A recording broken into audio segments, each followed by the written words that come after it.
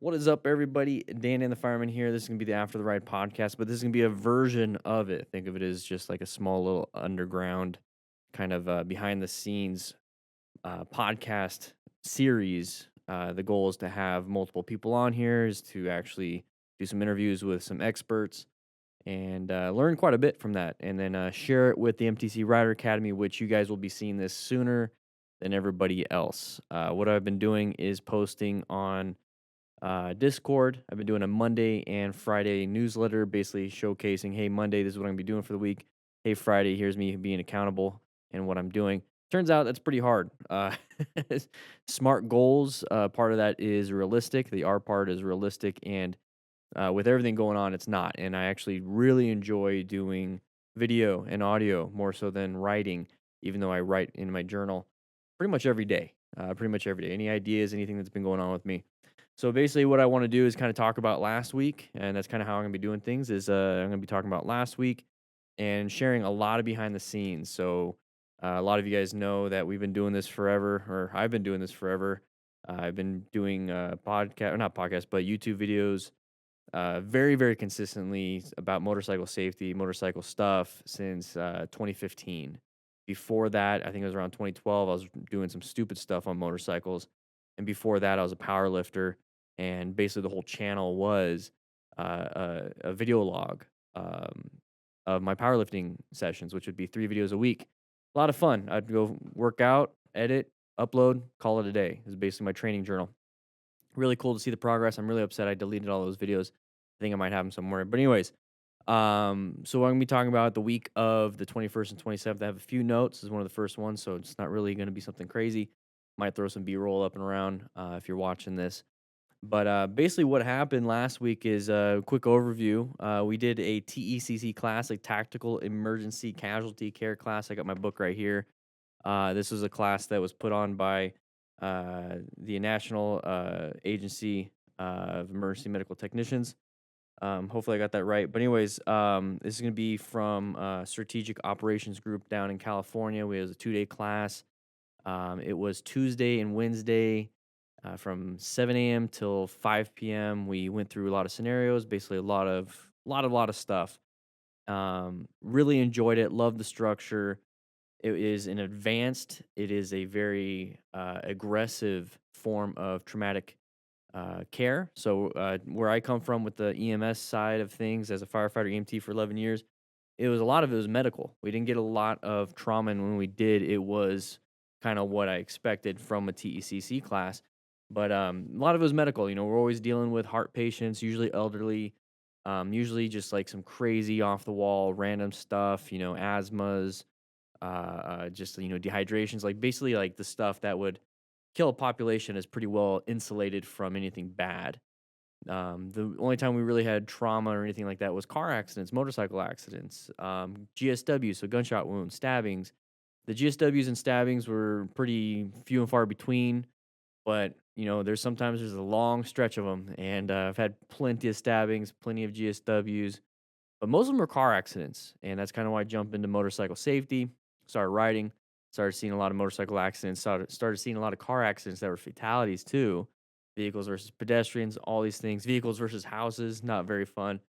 So, anyways, TECC is a more aggressive version of it because all we would do on these scenes, especially for car accidents, they're pretty well insulated. They had, seat belts, airbags, crumple zones, everything like that. So they're pretty well protected. Just, some minor bleeding here and there, maybe difficulty breathing. Not much an EMT can do for that. Motorcycle accidents, pretty severe, partial amputations, facial trauma, crazy road rash, broken arms, just some interesting things, broken femurs. So that was really cool. Hair traction splints and everything. The thing is, there's not much for an EMT to do. And so I wanted to do like a very aggressive version of it and just kind of get myself above what is typical on a motorcycle accident. That's where the tactical emergency casualty care comes in. And what I really like about this course was that it was down and dirty. We didn't talk about anything medical because that's gonna be a lot of schooling that you're gonna need. And so for my kind of scroll it back, my perspective on why I'm doing this or why I wanted to do this myself was I wanted to learn, like I said, the aggressive form of trauma care, but I already knew ahead of time it was going to be way above what anybody would be doing, and it'd be anything that I'd be teaching. So it's like taking an advanced riding clinic with total control. You learn trail braking, you learn a lot of crazy, body positioning. You understand the bike more, and that's gonna be more than you're probably gonna need out on the road. But there's some really good tools to have, and I want to have more and more tools in my toolbox just in case something happens. Obviously, if you don't practice them, you're not gonna get the full benefit out of them. So it's always good to practice, but my main thing that I like to do is be a master of the basics because you can get really far. You can get really far with just understanding the basics and being completely proficient in them to where you don't even have to think about it. Because I got too many other things. I got family. I got a business to run. I got an academy to play with and teach. And I meant to say community to play with and academy to teach, but uh, I don't want to get like I don't want to specialize. I'm really of a horizontal thinker, so when I got into the TECC class, I know I'm going around in circles here.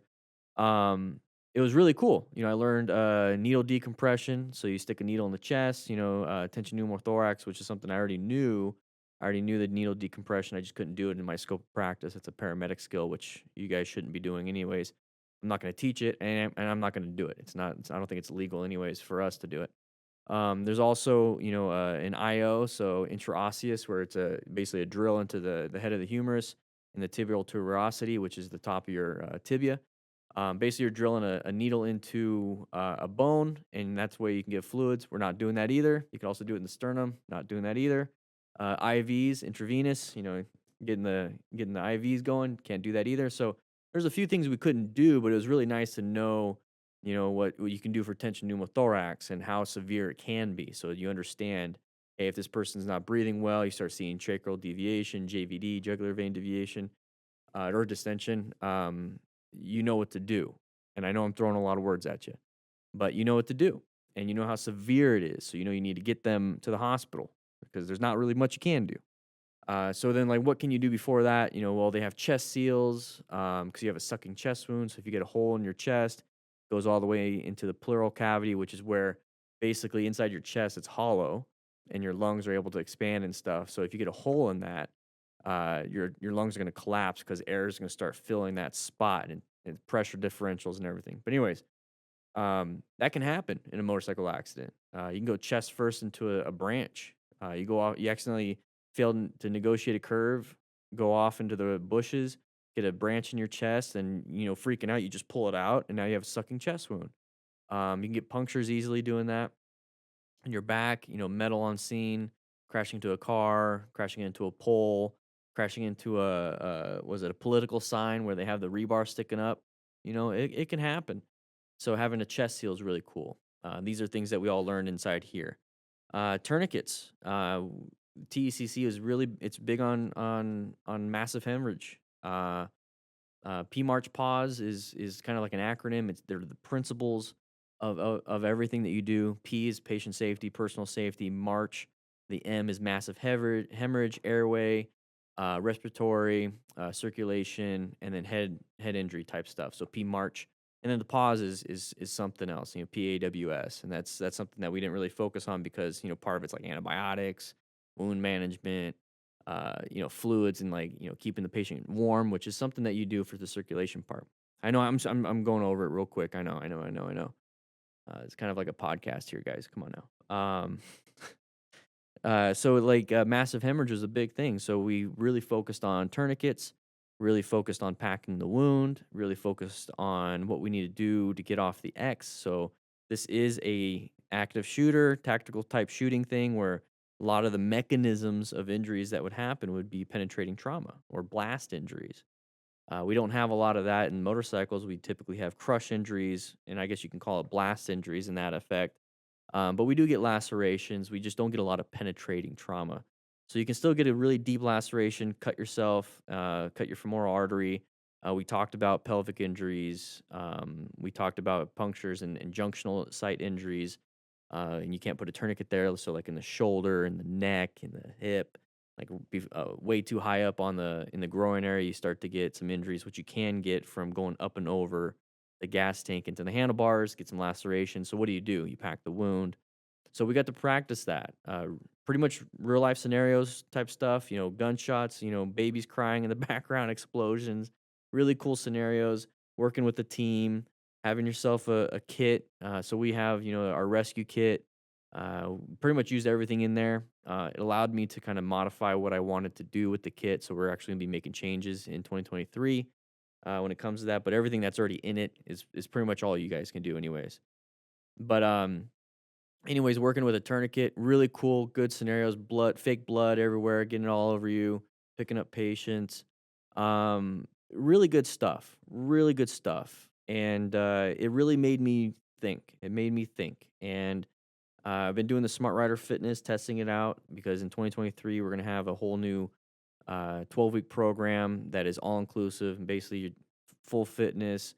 We're going to get the rescue stuff going. That's why we took the class so we can modify some of this for rescue training, mentorship training. We're going to modify the situational awareness, road strategy training, fundamental skills, and we're going to be talking really in depth about gear.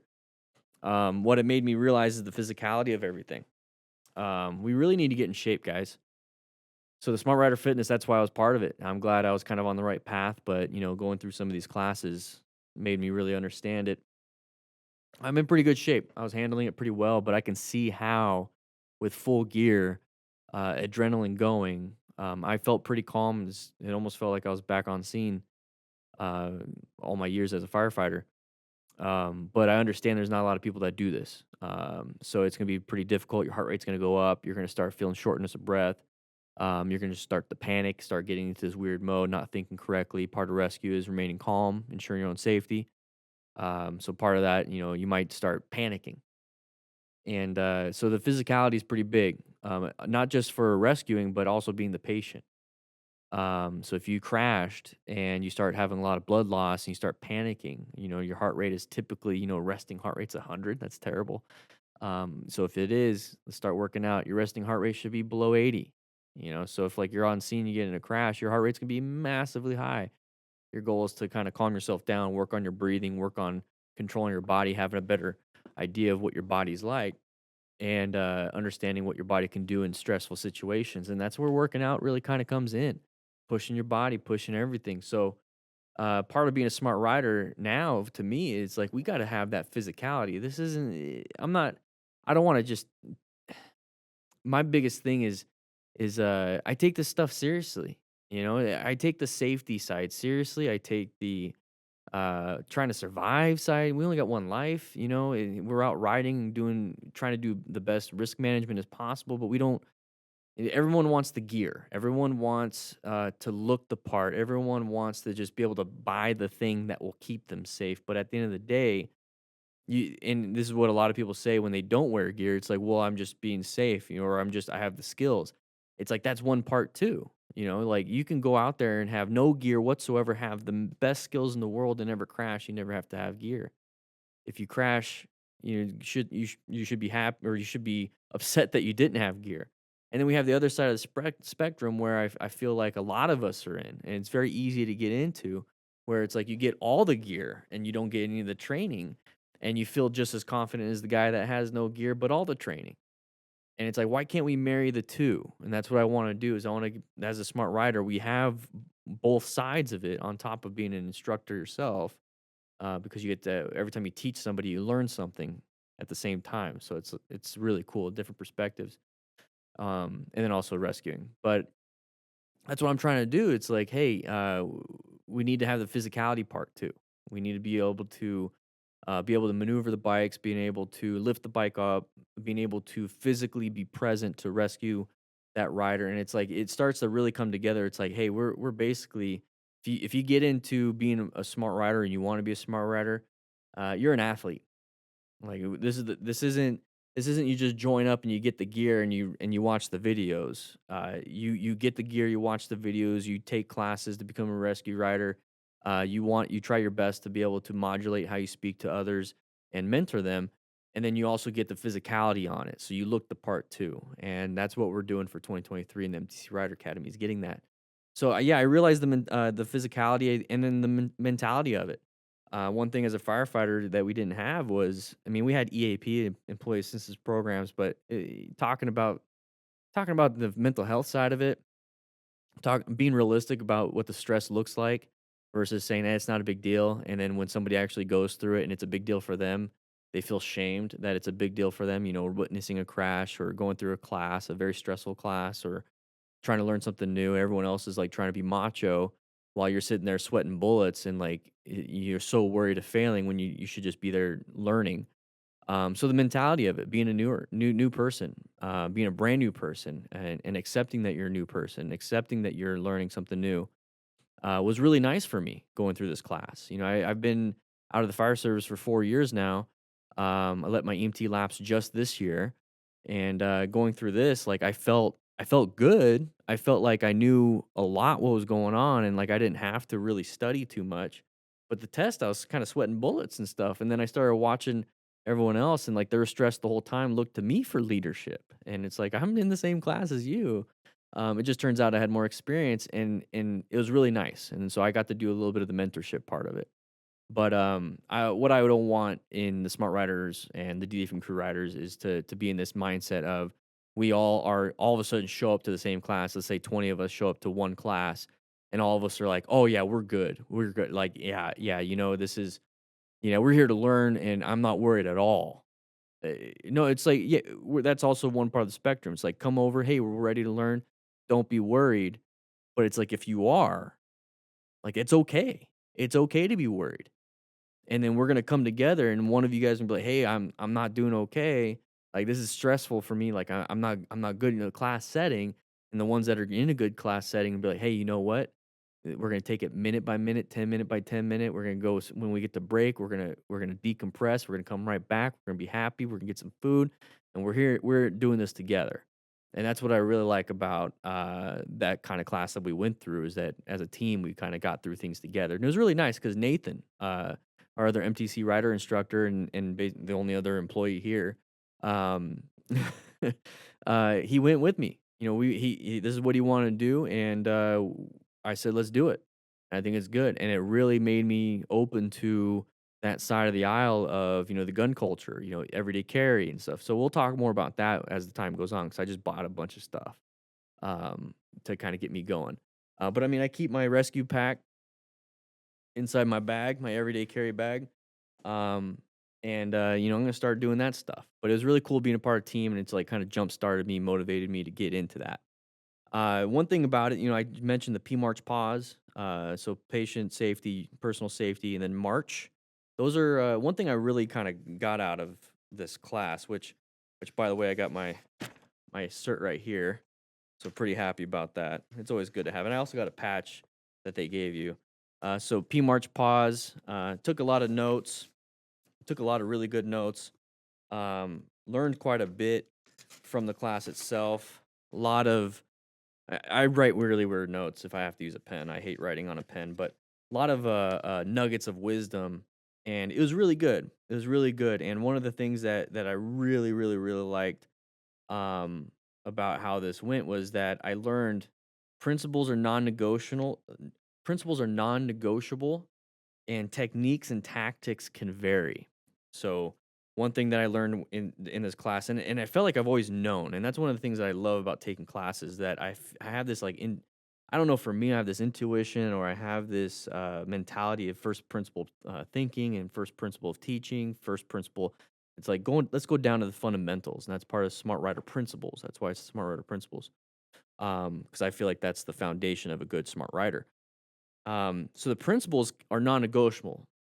So P March pause. So personal safety, massive hemorrhage, airway, respirations, circulation, and head injury, like TBI type stuff. Principles. Like those are the things that we're worried about. Those are the things that we're going to fix in order. Massive hemorrhage is a massive thing. Rescue. Remaining calm is a principle. Ensure your own safety is a principle. Stop major bleeds and quickly assess the severity, which this can all change too, but those are the principles. You got to remain calm first. Ensure your own safety first, because if not, if you get hurt, who's gonna take care of you? Who's gonna take care of the patient? P is personal safety, patient safety. Okay. Stop major bleeds, massive hemorrhage. So that's kind of where I'm getting at here. When it comes to like a cornering, so the principles of plan, position for safety. I mean, I'm actually changing plan a little bit. So position for safety. Right now, it's position for safety, locate hazards, adapt to hazards, and navigate around threats. It's actually changing. Let me go ahead and grab it out here. I have it. I just finalized the new version of it, and based off of the knowledge that I have here, so the new plan method is position for safety, locate hazardous situations, assess relevant threats, navigate active threats. Okay? So that's the principles behind it. Now, how do you position for safety? Now, this is where the techniques and tactics can vary a little bit. Okay, so we're creating a space cushion is going to help you get a position for safety. Establish escape routes is going to help you position for safety. Maintaining line of sight is going to help you position for safety. Assess relevant threats. You know, a road surface hazard is a relevant threat. Roadway users is a relevant threat. Animals are a relevant threat. Pedestrians are a relevant threat. And I know I skipped L and I'm going to skip N, but we get into so many different situations where, you know, a corner, going on cornering, okay? The principle of cornering is getting around the corner. You know, so what does that mean? The principle of cornering is to turn through the corner and maintain traction. So that's the principle. That's what we're trying to do, is get around the corner and maintain traction. There's different techniques to do that. And that's where this is where I'm trying to get at. So cornering, go around the corner while maintaining traction and not crashing. That's the goal. That's the principle. The techniques and tactics can be slow look, press, and roll. It could be trail breaking. It could be freaking duck walking it around the corner. It could be pulling off to the side and walking your bike. You know, there's different tactics. At the end of the day, we're getting around the corner, maintaining full traction. How do you want to do it? And so, like, that can change. You can either do slow look, press, and roll. You can do trail breaking. There's not a thing there that says that you can't do one or the other, or you should do one or the other, and whatever, whatever, whatever. You get around the corner. That's what it is. Now, there might be different situations where, hey, there's gravel in the road. Hey, there's a car behind you. Hey, there's a car that pulled out in front of you. What do you do? So now we're starting to get into situations, and that's where the plan method really comes in, because you have to assess relevant threats and then navigate those threats. And you can navigate active threats by swerving. Remember, here's the techniques: swerving, progressive braking, engine braking, acceleration, or changing just the lane position. So those are techniques and tactics for the principle of navigate active threats. So that's one thing I really kind of kicked out to me, is that I've always done these like acronyms, and I've always done these first principle things and then developed tactics around those.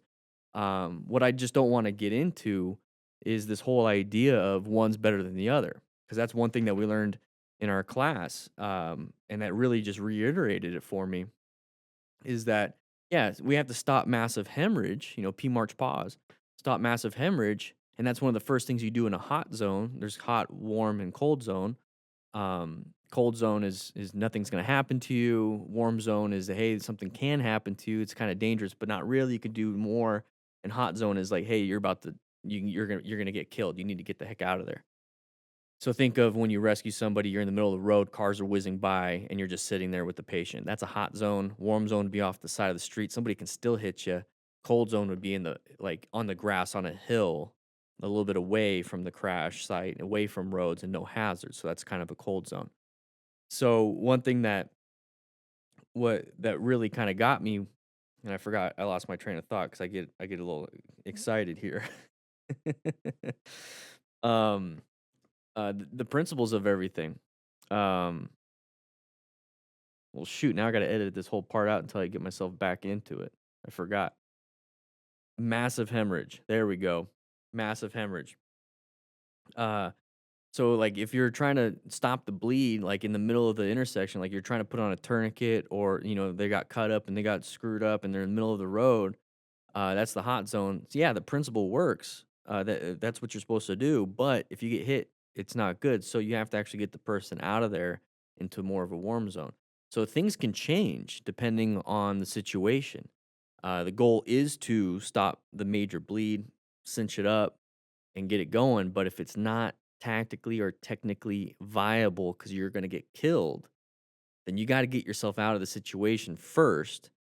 hopefully with the patient too, and then stop their bleed.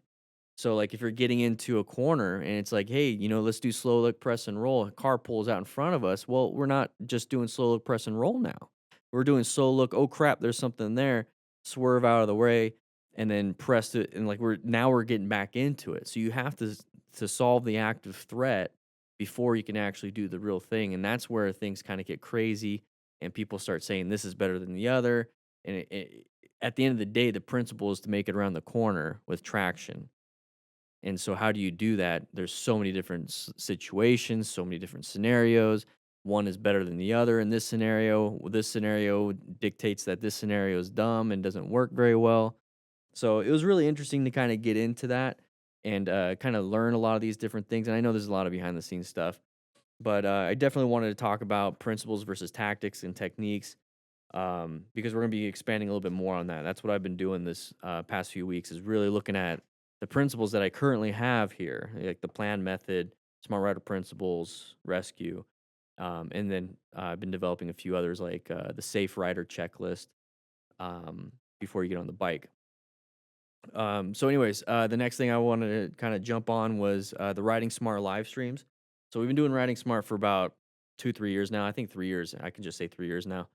Um, Hundreds of episodes, hundreds and hundreds of episodes. I started just doing the documentation of it. Literally, it's just called Writing Smart, the number. It used to be, you know, random stuff, and then so if you want to count those, there's probably like 400 of those episodes.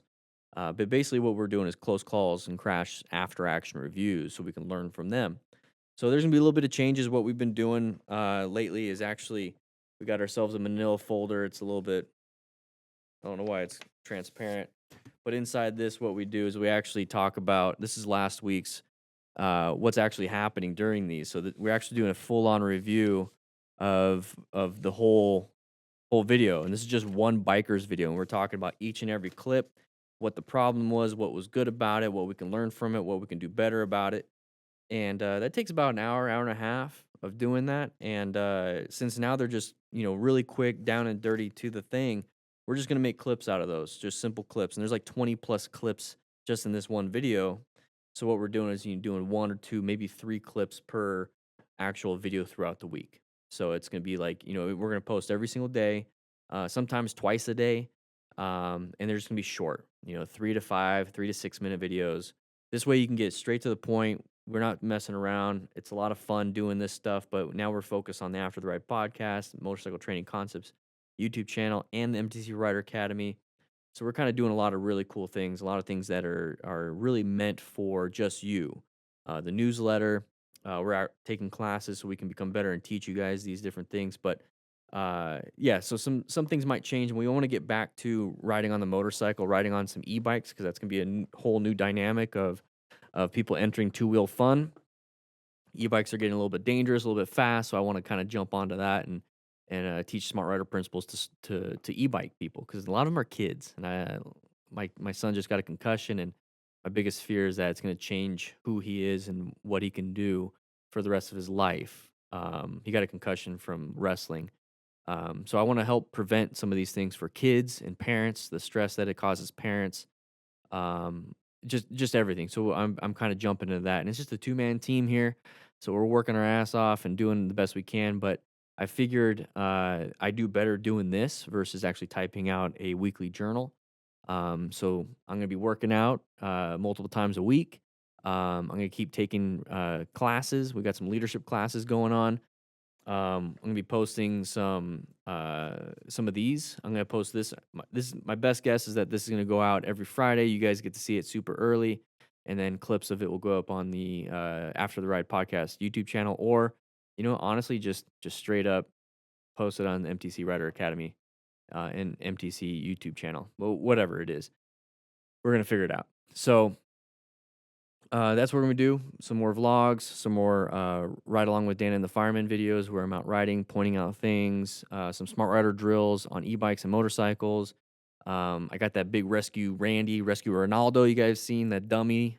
Basically what we did in the TECC class is that it had all these, it's called a moulage kit, where you can have the blood come out. It looks like he's an amputee. I already have all that, bought it last year, never used it. It was kind of expensive. It was like 4 grand for all of that. So we're gonna finally get to use it. We're gonna be modifying our rescue packs, rescue kits, kind of slimming everything down to only what you need, and then really focus on the education and focusing on the members of the MTC Rider Academy. That's the biggest thing.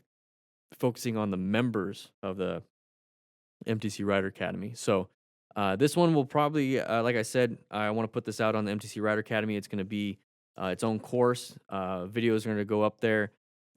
This one will go to the MTC YouTube channel. But the thing is, the MTC Rider Academy is pretty much supporting everything. You guys are our sponsors now. So if you want to support the channel, please, if you want to support our education, motorcycle training concepts, Dan and the Fireman, anything that we produce here, please become an MTC Rider Academy cadet. Right now, it's $4.99 the first month, $9.99 after that. Next year, it's gonna be around 15-ish bucks a month because we're gonna have so much more, and we're building up the content library there. So please join up now. Lock in that price because once you lock it in, it doesn't go up for you; it goes up for everyone else. So that's what we're gonna be doing. We got the After That podcast where I'm gonna do this at least once a week, and I'm gonna post it on Fridays on the MTC Rider Academy and MTC YouTube channel, and kind of figure out what to do from there. But the main goal is to build up enough of these to where they go out to the MTC Rider Academy at least a month ahead. So you're gonna get 4 of these episodes a month before basically YouTube. So with that said, hope you guys ride safe, be safe. I'm going to go ahead and kind of just relax a little bit. I got some more stuff to do, but I'll be seeing you around.